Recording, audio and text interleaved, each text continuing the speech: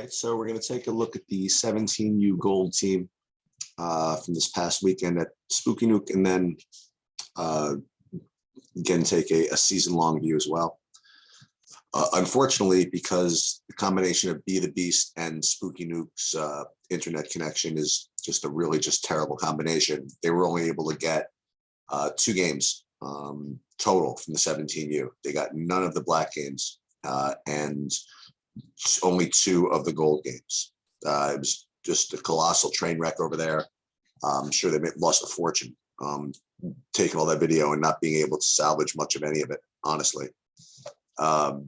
Any case, we will go over the 2 games that I was able to get at least most of, because again, just any sample is good. So again, what we're looking for this group, this team coming into this weekend was certainly the more efficient team between the 2 17Us. This is the one with Mackay and X and that group.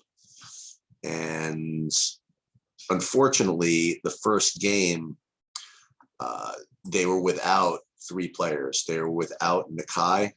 They were without X, and they were without Cameron. So needless to say, that put them in a tough spot against a pretty tough team. And they did really nicely. I mean, they only lost by 6 to that team, which very, very, very muscular, very, very good, I think. And this is perhaps surprising to you, not surprising to me, but actually they did really, really well statistically. Their effective field goal percentage, again, was well over 50%, 58%, which is just extremely rare.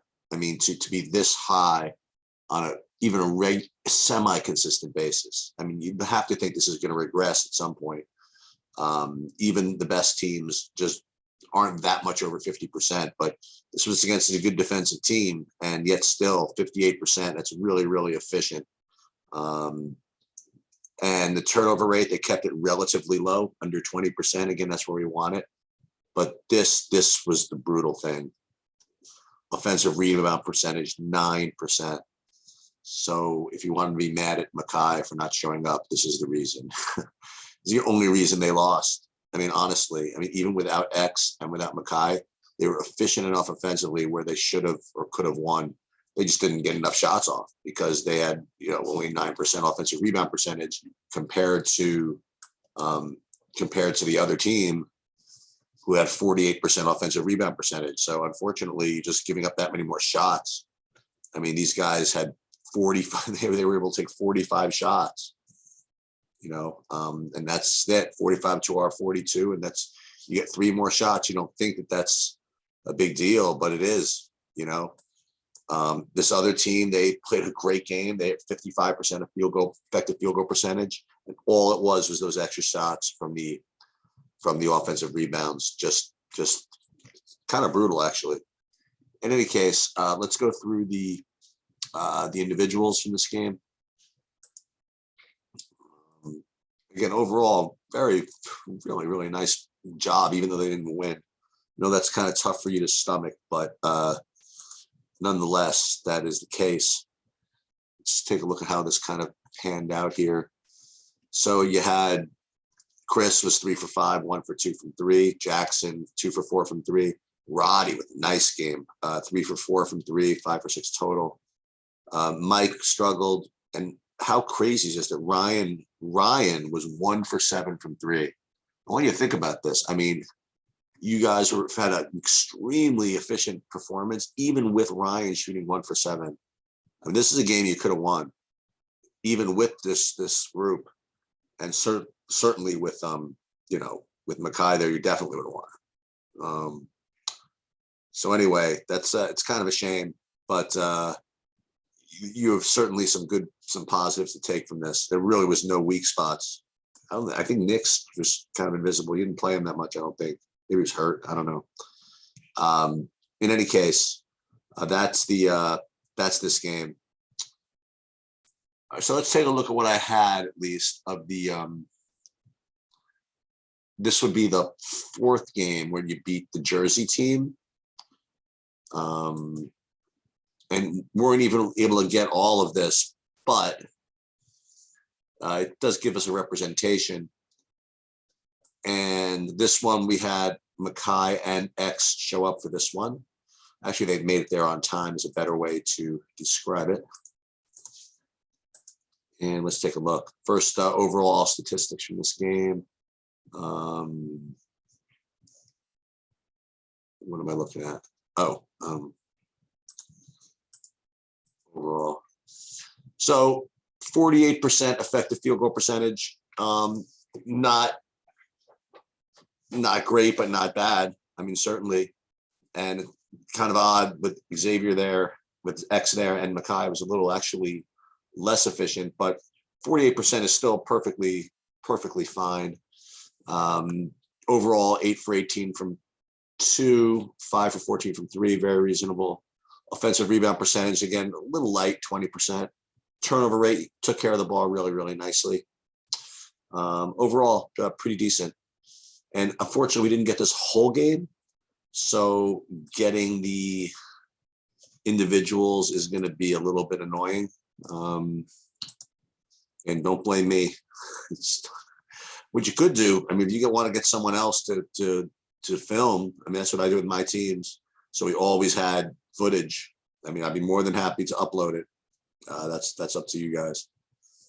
But Mackay was pretty efficient, 5 of 8, 10 points. X was bad.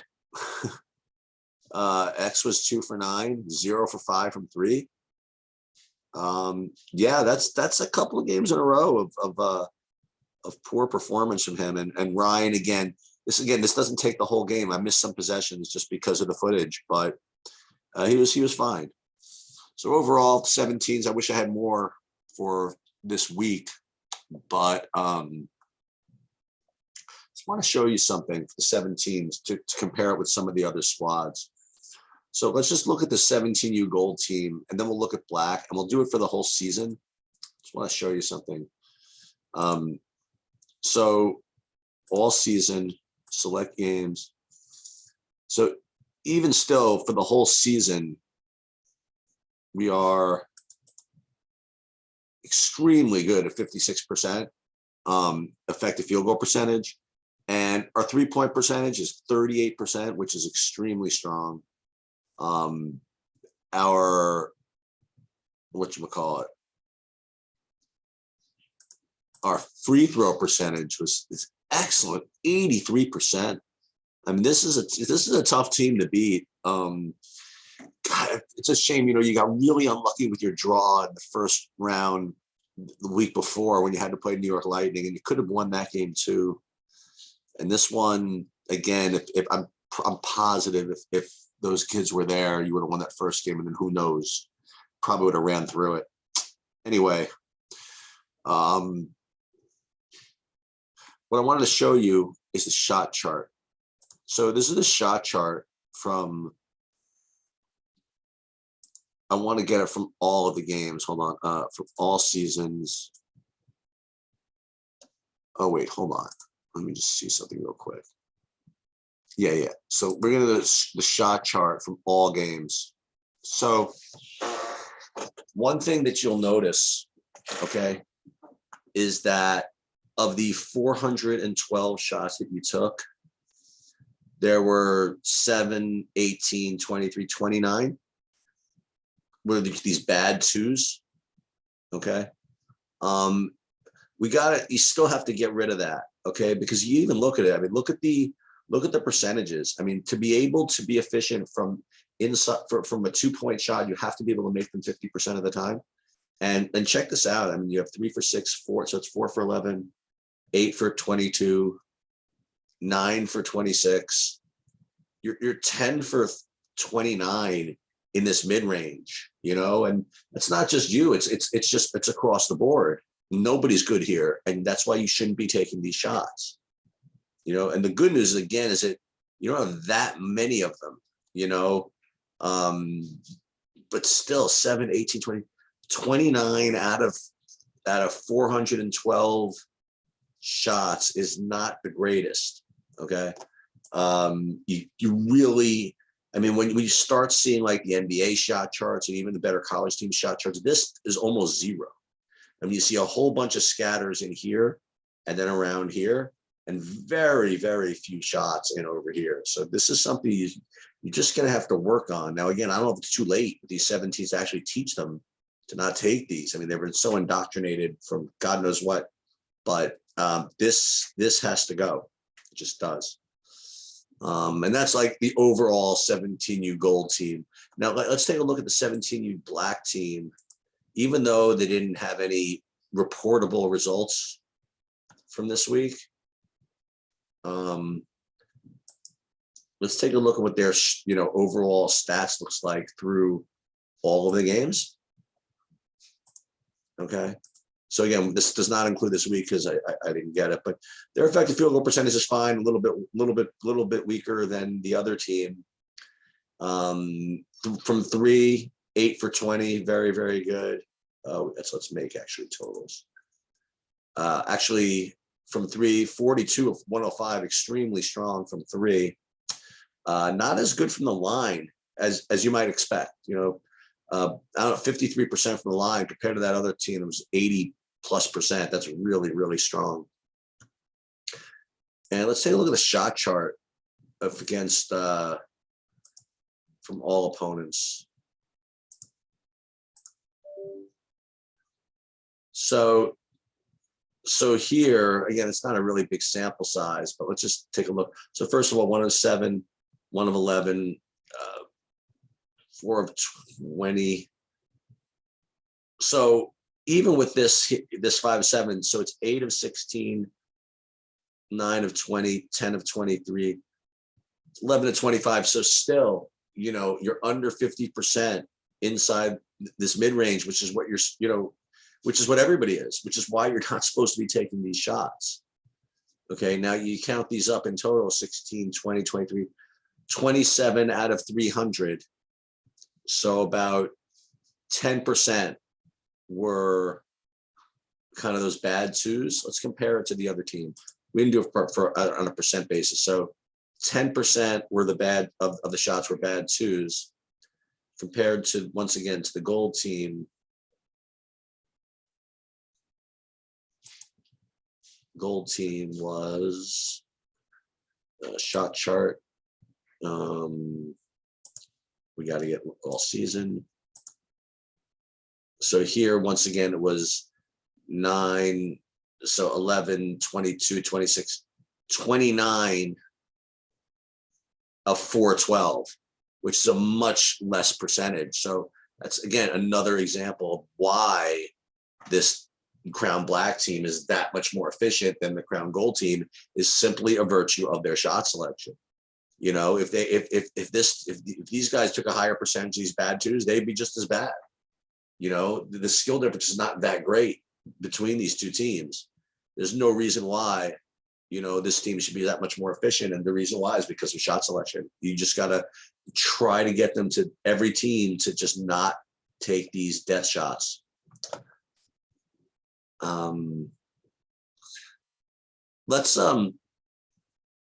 Let's do the 16s as well within this video, just to compare them. The 15U is almost done. I'll do that maybe in a separate video, but let's take a look at the 16s. And the 16s I was able to get 2 games from somehow. One of them was a win. One of them was a loss. The other 2 I wasn't able to get. One of them was kind of a blowout anyway. So 2 legit games here. And let's take a look at what this is. And this is a problem. Let's look at the Miller win game against Miller. They won 54-43. Let's take a look at that game. Okay, not Penn Warriors. We'll get to that in a minute. Against Miller, effective field goal percentage wasn't bad. It was pretty good. I mean, again, we want this over 50%, and that's why you won. I mean, it's 52%, which is really, really good. The offensive rebound percentage is 40%, which is extremely strong. I would like to see you take care of the ball a little bit better. 19% is certainly well within the range, though. 8 for 26 from 2 is not great, but you guys are freaking lighting it up from 3. 10 for 18. But again, I don't think, see, this is the thing. This is not a sustainable number. You know, you guys, this team should probably track around 30% from 3. Just empirically, that's what they should do. So when you see a game where you just were extra efficient from 3, you have to regress that out to really get a good indication of this. This is the number which is troubling. You know, this 8 of 26 from 2 thing. Okay, that's significantly below, and that's not as much variant as these 3s. Also, this free throws 8 of 13, not great. All right.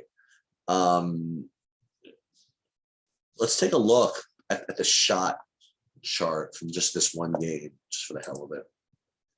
I don't know why it keeps filtering back, but on the Miller game.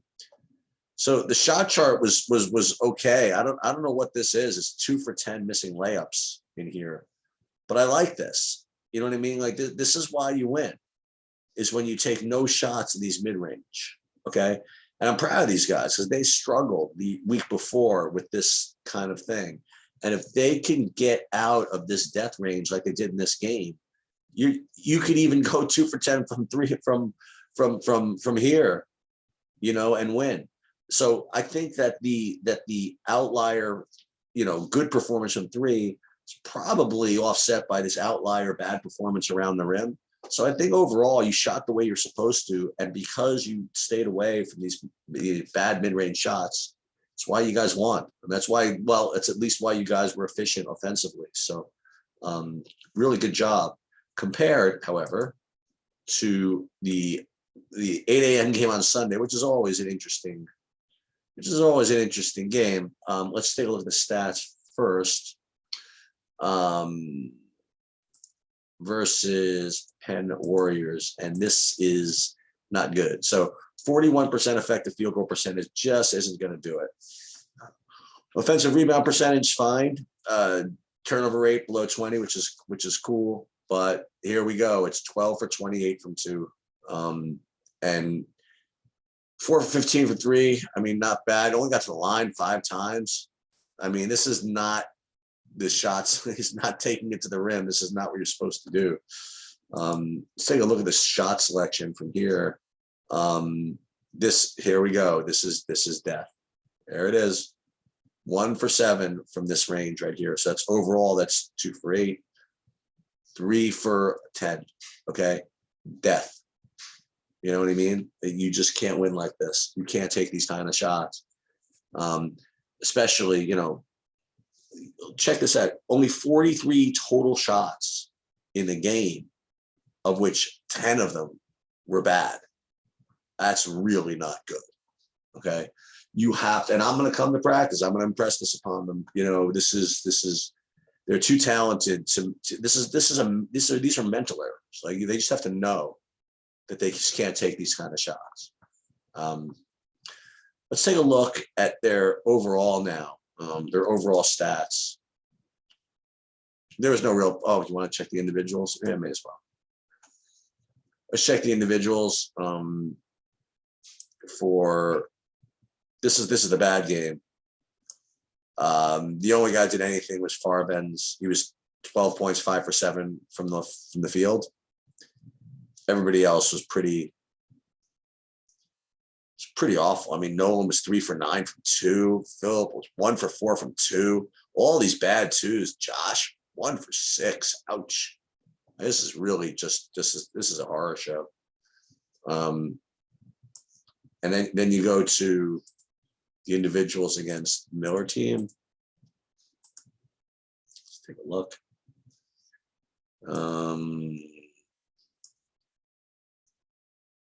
So this one, there's Nolan. This is a much better game for him. And the footage of this one was kind of weird too. It's almost we had some possessions that we recorded twice. That's why you see like 41 minutes for some people, you know, whatever. But it's fine.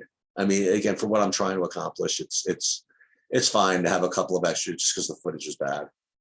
No real particular stand, although Josh, again, 2 for 6 from the field. I don't like that. Anyway, let's take a look at the shot chart and the overall stats for the whole season for these guys. Okay. All season, select games. So effective field goal percentage, 45%. Not the worst, but a team that could be this good really needs to get to 50% effective field goal percentage. 45% is probably not going to I mean, it's certainly not going to win these tournaments like ever. You know, ever.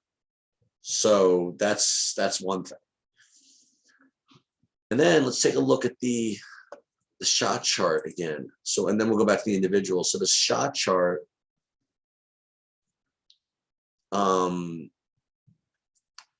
let's do,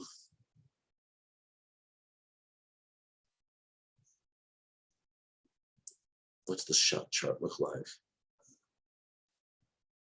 We're going to view all season shot chart. All right, so let's just take a look at this. I mean, this is a perfect example. Okay, look at all this. Look at all this crap. 2 for 11 for. This is what you shoot in these mid-range shots. Let's count this up. So 2 of 11. I don't know why it's not 3 for 40. 6 for 21, 10 for 33, 12 for 45, 15 for 54. That's like less than 30%. And it's not even that, like, which is bad enough because I knew that's going to happen. That's what you're going to shoot from there. But 54 out of 316 shots are terrible shots. You know, I was going to yell at the 17s, that one team, for having 10%. You know, this is almost 20% of their shots are terrible. This is not good. You know, so it just, you know, the good thing is they have another year to learn this. And if this does not change, they will not win these big tournaments. You know, they might, but you're really putting a lot of pressure on yourself to do that. Let's look at some overall stats, may as well. For the season, overall, you guys are about 30% from 3, which is totally reasonable. You know, Mike was telling me earlier, they're not a really good shooting team. 30% from 3 is not that bad. All that means is you just have some of the wrong people taking the shots. Because I know that there are a couple of kids on this team that could shoot that 35% or plus. It's just that, you know, you have a couple of guys that can't shoot that are just shooting threes. So this is fine. This 30%. Yeah, this is the horror. You know, being under 50% from 2. That's you can't do that. And then look at the free throws, 55%, 39 for 71. That's just not good. So I like the team, love the way they work together, but this is a major leak that they have to fix. And that will do it. I'll do some individuals real quick. Yeah, may as well. Individuals for this team. From 3, you have the guy that's taking the most shots. You have Nolan and Brandon. And unfortunately, Nolan hasn't made anything. He's like 19%. And Brandon is kind of like, hasn't really made much either. So you got Josh Malcolm is 5 for 8. It was good. Overall, I mean, it's a pretty balanced team, honestly, with respect to points. So not too worried about that. But you have to deal with this the shot selection. Yeah, I like this. That there's nobody on the team that averages more than 10 a game. Pretty cool, actually. Anyway, that'll do it. I'll do a separate one for the 15s. And yeah, hope to see you practice.